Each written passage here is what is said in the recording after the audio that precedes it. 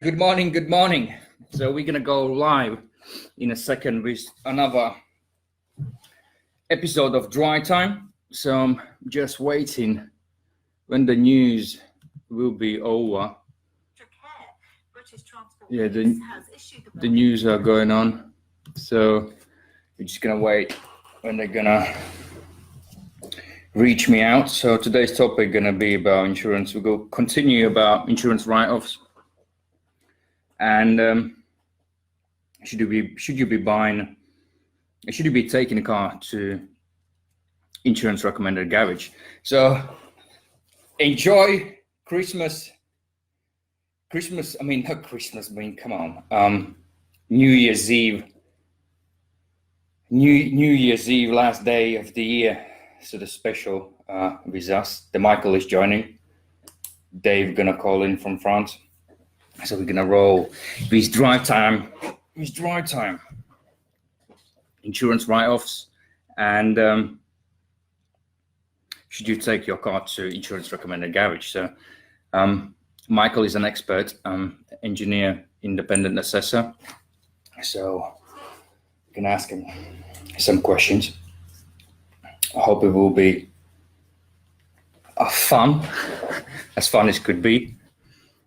Talking about insurance write-offs, it's not really always a great topic for somebody as the pain comes along through that. Let's see where the news are. Yeah, I think the news are running out, and we're gonna go live Dry Time on expatradio.uk. You can listen live on expatradio.uk.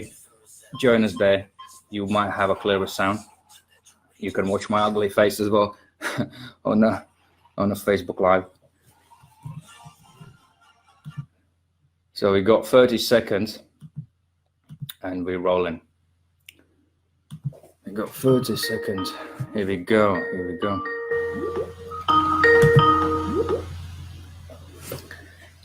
Good morning, everyone. Good morning, Michael.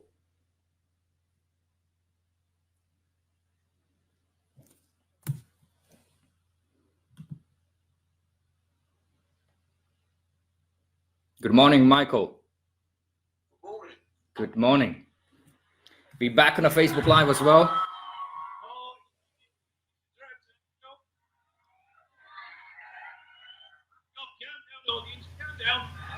It's just me. It's Klavs.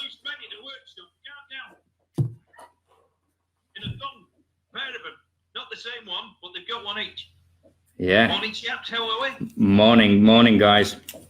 We are over the moon, I would say. It's a last day of the year.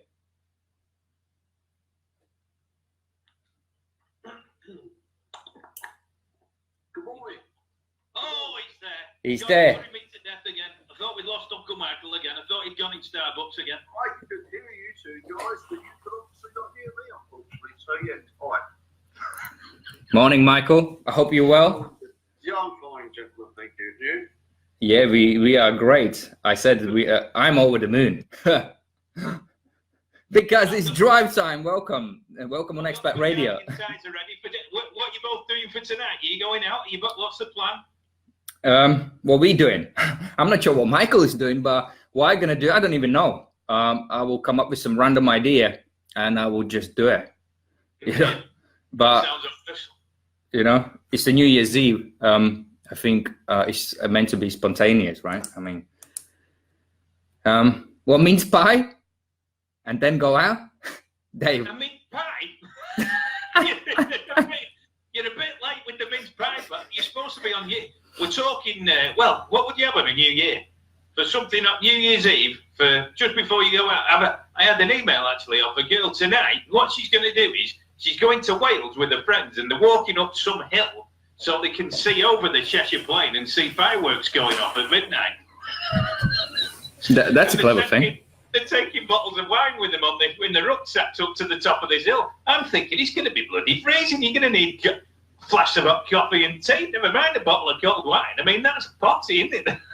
Nah, I feel sorry for them. They will be super tired. Oh, you can imagine blooming Air Sea Rescue being called out to them at some point. Yeah. Yeah, no. Only thing what they will find is just the bottles. Yeah, well, yeah, and them staggering down, falling flat on their faces. It'd be like something out of Little House on the Prairie gone wrong, coming back down again. Michael, what you think you're gonna eat today? What about insurance written off cake? God, no, I had so much cake and mince pies, thank you. Just have something nice and light like a chicken for a change, yes. All right, which doesn't smell like a fish, or I mean, oh, it would smell like a fish. Oh, God forbid! What have you been eating? If chicken smells of fish. No, I'm just remembering your discussion when you said you're not the person who likes the fish, and you rather eat something else. Oh right. Well, you know. Because in France, that's what they're only giving you to eat. It's just fish. Every time you go somewhere to shop, you have just. In London, it's this jellied eel thing. I don't get that. There's a shop in there called El Men's. It's owned by a family called El Men's, and they do jellied eels. That's what they do, and it's like, oh, there's nothing in just. In what, in West End? It's revolting, doesn't it? Jelly eels. Oh. Yeah, but have you ever had it, Michael? No, never tried. No. Do they have it hot or cold? It's supposed to be served cold, isn't it, in like a jelly?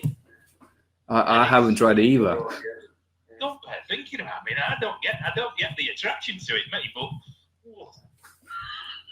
then I think we rather stick to the fish, right? I mean, like salmon. I'd rather have Roasted oysters. John Smith's. A tin of John Smith's, and that'll keep me happy. And I don't mean the pate. I mean the pizza. Anyway, we're going off the subject here. You two are supposed to be talking about cars this morning. Yes. So I'm going to put my feet on the desk, my hands behind my head, and away you go. All right, let's roll in. All right, it's dry time. So we got Michael Morris. He's independent assessor, and today we're just gonna continue our boring subject, what we started on a Thursday, about why insurance write-offs are great. Yeah, and today we're gonna continue with obviously when you had an accident and it's might be written off, you have to take it to the garage, and we've been discussing with Michael last Thursday. That could be a quite interesting one. Everyone has this sort of choice. Should you take it to the insurance recommended garage, or should you not? And now I'm gonna ask Michael, if my car would be smashed or somebody would run into it, what should I be aware of? Okay. And what's going on behind the doors in the industry? Right. Okay. This obviously is not connected with total loss vehicles. This Yeah. is if you just had a normal accident. Okay. Yeah. Well, insurance companies nowadays want you to go and use their approved repairer, and the idea of that is because they can control costs. And this sort of went back to, I think, the first insurer that I've got recollection of was JSB Most Policies back in the late 70s. Okay. When Datsun first started importing Datsuns into the UK, and really and truly no one was interested in insuring them. So one of the schemes they came up with a company called JSB Most Policies was an approved repairship. So if you bought a Datsun at the dealer, they would sell you the JSB insurance, and then when you had an accident, you had to go to their approved repairer. Okay. Then later, a direct line came along, and they were the first real major insurer to promote it as well. Okay. Is the JSB still around, or they just dust off somewhere? JSB, no, I don't think they're in existence. They was a Lloyd's syndicate, so I think they've disappeared like a lot of Lloyd's agents. Okay. So basically, they've got an approved repairer, and their idea is to control repair costs. So they negotiate preferential labour rates, parts discounts, paint and sundries discounted, and they try and sell it to the owner by saying they get free collection and delivery, free valeting, etc. 5-year guarantees on paintwork and warranties, which all sounds very, very good indeed. That sounds like to me like a great business, right? I mean, it sounds for the insurance companies, I mean. Well, yeah, but for the policy holder, they sell it on, you know, these are our repairers, etc. You know, the car will be collected within 24 hours or sometimes less. Free courtesy car, free delivery, etc. But there's obviously a downside, is where they all control costs to such an extent. It now has affected the quality of repairs. With other things, and if we go back 20 years, we probably, as engineers, we were probably seeing 2 or 3 complaints a year. Nowadays, we were actually seeing some days 2 or 3 a day. So that is because of the poor workmanship, poor work quality. And I wouldn't. Yes, and it's across the board. Now, if someone asked me quite a few years ago, where I would recommend taking them to a garage, I'd probably recommend half a dozen in a locality. Now I won't even recommend one. So if you just make things a bit simpler, so the best thing would be what should I be doing, and what some customers, I mean the listeners, the car owners, if it happens, what rather they should be doing? Or if somebody doesn't want to hassle, if they want a customer service, great customer service, and I mean, obviously their choice is simply choose what the insurance company is offering. But if somebody stood their ground, right, what they should be doing, what I should be doing, should be just look in my own garage. I mean, how should I go about it? Okay. You have a right to choose your own garage.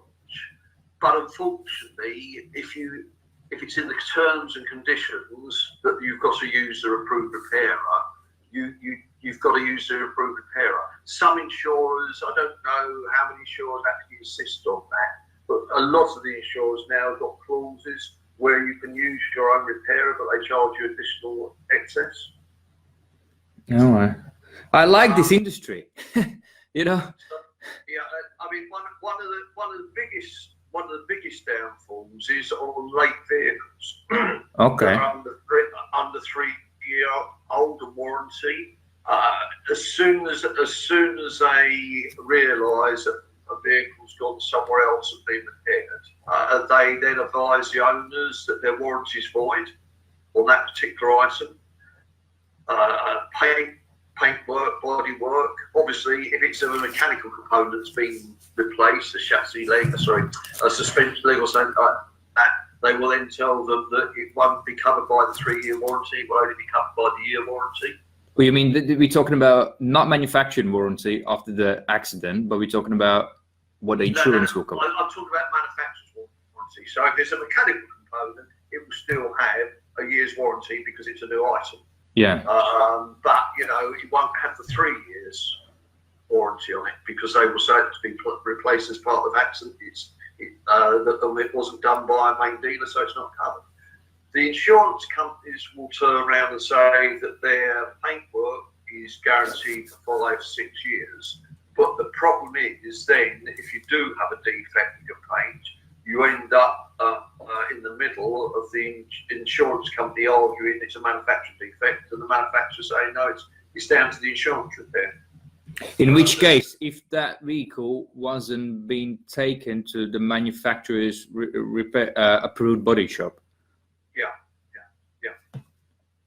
But would you not be a bit silly, if your car is under 3 years old and you know the car is new, would you not be silly yourself not to take it to manufacturer's approved body repair shop to actually rectify the vehicle? I would think so, but the trouble is the insurance company are very smooth at talking their policy holders into doing so. They're sure that their work's guaranteed. And yes, it is guaranteed, but one of the biggest problems is that if there is a fault with the repairer, with the standard repair, it goes back to the repairer first thing. It goes back to the repairer. Yeah. So give the opportunity to put it right, and then if they don't, it then goes off to a repairer of the policy holder's choice. Okay. But so all this cost is aimed back at the original repairer. So it's a win-win situation for the insurance company. They got reduced repair costs to start with, because they've reduced those costs severely in certain sense. The repairs are being carried out properly, and when they go wrong, the original repairer pays for it, or it's put right elsewhere, and they deduct the money from the original repairer. Yeah, and then the biggest downside is once that has happened, right? They're earning money on, well, they're meant to be earning money on if people don't crash their vehicles, technically, right? Because everyone pays in advance. You've got a big pot of money, and then that's the point would be of the insurance. But then if they're earning money kind of really 2 ways or 3 ways on then when you are in a trouble with your vehicle, then they in the same and on a same token they pull in your premiums up, right? Yeah. So technically they never losing the money. No. I mean, it has got a slight advantage where that if you did have a problem with the vehicle under the warranty period, the repair warranty period, you can go back to the insurer. So if it is 4 years after the event, they will deal with it. Whereas if you took it to your local repairer and it's not in existence in 4 years' time, you're lumbered. You can't have it put right. So there are very slight advantages to it, but not on a new car. I would say that if it's under 3 years and it's under warranty, I would always recommend going back to the manufacturer. Yeah, that's what I would do. The 100%. There is no even doubt thinking about taking somewhere else, because the manufacturer, end of the day, their body shop, they approved and they're fixing those specific vehicles, and they will fix up to the standard, and certain quality standards as well are in place. Yeah. A lot of the main insurers don't have their own repair body shops. Yeah, I noticed that as well now. So they put them out to network repairers. That's a sort of nationwide. I mean, some of them get a sort of 20% complaint ratio, and they think that's acceptable. Okay. Which is, to me, is a sort of ridiculously high amount. But technically, you can make a complaint about because you don't like how it's been sprayed slightly, because the biggest thing is, I believe, is just if you put in slightly the category C and D aside, but even if you just respraying a panel to code match the paint, I think even if you're getting slightly that one wrong, and if somebody is super highly sensitive to the colors, then that will be a complaint as well, Yeah. I mean another thing that they do with their approved repairers is they fit pattern parts. Vehicles over a year old, they start fitting pattern parts. So for the listeners that don't want to know what a pattern part is, it's a panel or a headlamp or something like that. It's been manufactured by an outsourced to and then not made to the standard that the original manufacturer was. On bonnets and things like that, they're flimsy. When you lift them up, you can tell it's a pattern part. All right. So on which point they're allowed to put those patent parts, and when it's under 3 years old, they can do this as well. When you choose to take to the insurance approved garage, or there are limitations where they can do and can they not, and how would I know as a customer I have original parts fitted, and can I request original parts fitted? Under what circumstances? Or that's again terms and conditions, or there's general rules in the industry? Sorry, the line went then close, so I didn't quite get that fully. Yeah, Michael, we're gonna continue this after the music. So they're gonna play us. They're gonna play something nice to us. Yeah, we'll be back with the boys straight after this. This is a hat and Take On Me on New Year's Eve. I like that. Let's do this.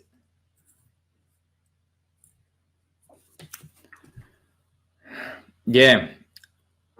So we are back live on Facebook. So while the Dave is playing the tune, basically what my question was, we're gonna continue while Dave is enjoying the music. I forgot what was my question. How do you know, wasn't it? Nah, is there general rules in the industry under which the insurance companies have to comply and fit original parts to the vehicle, and when they are allowed to put patent parts or even maybe second-hand parts? Well, no. I think I can't remember the last time I dealt with a claim that was allowed second-hand recycled parts. That just is not allowed with the insurance industry. I think they tried it many years ago, but it wasn't successful. When the parts, the patent parts are approved by Thatcham, which is an organisation, research centre, which the motor industry pays for, and the patent parts go off to them for approval. But I would say the majority of body shops do not like fitting patent parts because of the standard of them and how they don't fit as well as an original manufacturer's part. Well, even the Thatcham approved ones. Yeah. Not everyone. Some of them are okay, but the majority of them are acceptable, but they're not as good as the original. All right, and obviously, how do you know how did say normal person would know which is Thatcham approved part or not, and how can they see what's been fitted? Is there any like control as well of what's been actually physically fitted on a vehicle, even if it's been approved? Okay, you have to fit this particular Thatcham approved parts or original parts. Is there anyone checks actually what's been fitted on a car? No.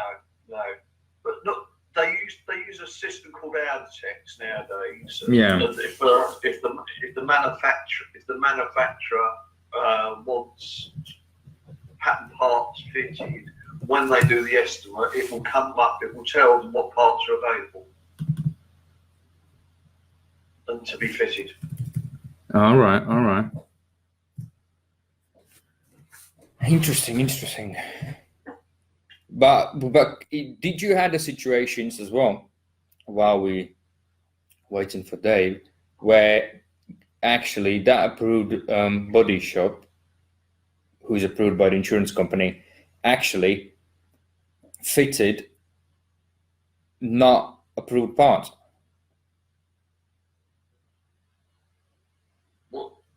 What do you mean, a not approved part? Say, for instance, they had to fit a Thatcham approved body panels, and or different like light clusters and so on, and they actually been. We got 2 seconds, and we're going back live, and they check the oil for tires, and I pick the tires just to check I've got air in them. Yeah, morning. Welcome back to Dry Time with Klavs, and we have Michael as a guest, independent engineer, assessor. So, and we're talking about who is just actually joining just now. We're talking about insurance write-offs and why or should you choose insurance recommended garage. So that's our conversation today. And Dave is actually chilling out, drinking probably whiskey, already warming up for today's grand event.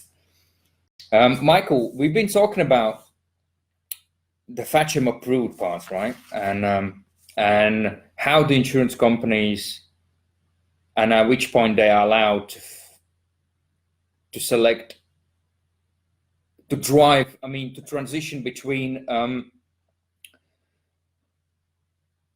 original part, let's assume second-hand part, and FATCHM approved part, or patent part, which is approved by FATCHM. Is there any rules in industry? And how the ordinary person like me, or let's say Dave, or any of our listeners can actually know what's actually after the repairs has been fitted?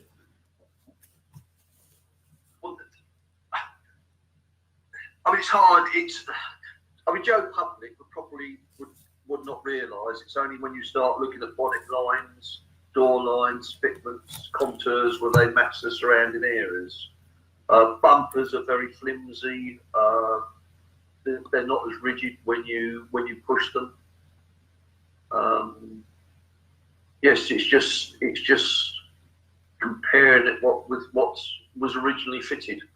Yeah, the corners not aligning up properly. They're not as exact shape. Yeah. But can I just go back to? So I think we've only got a few more minutes. I think you'd be told to be sharp today. Yeah. If we could just go back to approved repairers, one thing I did want to make people aware of. Yeah, let's do that. There are insurance companies out there that have a fixed rate agreement with the repairer. So normal insurers will work out their average costs, which depending on the companies could be £1,200, £1,600 to £1,600 per vehicle. That's their average cost to cut across the complete portfolio. But that's what their maximum would pay to that approved repairer. Yes. So what I'm saying is that's their average repair cost. All insurers work out their average repair cost and they charge premiums accordingly. But what happens with fixed rate repairs is they will pay that repair that amount. So if the vehicle wants a door mirror, they will pay them £1,600, we'll say. If it wants a new bonnet, wings, front bumpers, they will still only pay them £1,600. Obviously, there's a caveat on this. There's an upper amount where it comes out that scheme. Some I think about £5,000–6,000.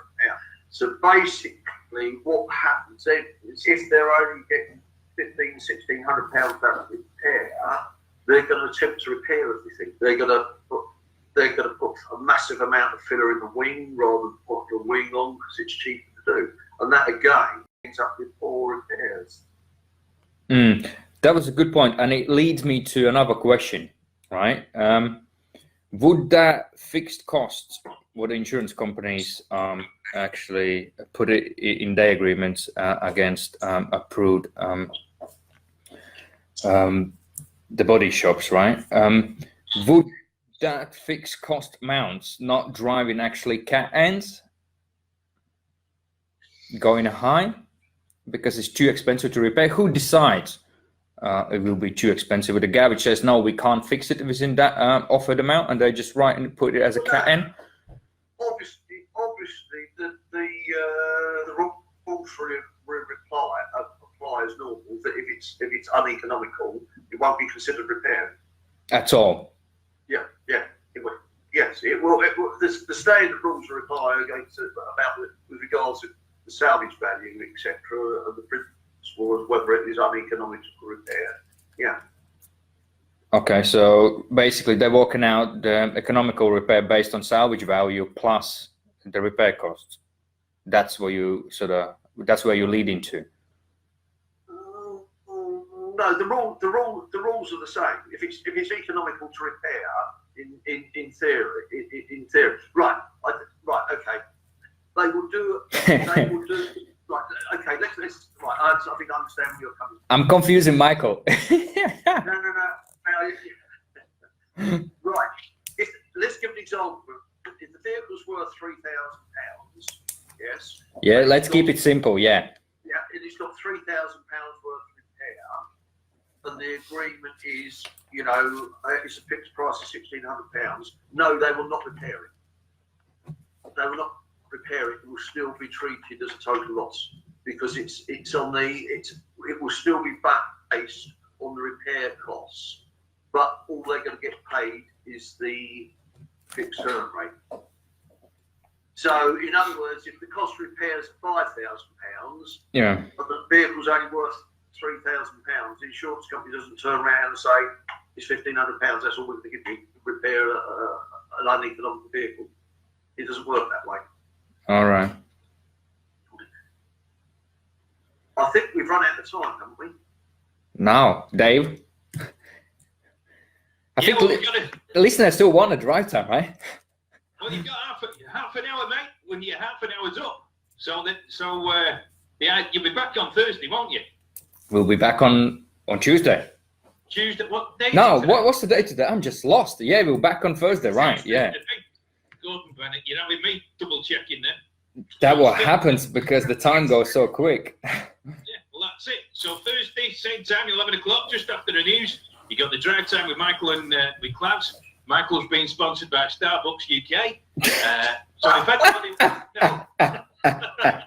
if anybody wants any questions regarding the car, buying a car or getting it checked out, then email us at expatradio.fr@gmail.com, and I can forward the emails on to the boys, and we'll be able to answer the questions, get them answered for you. Right, chaps. Well, Happy New Year when it comes. Yeah, Happy New Year. Yeah.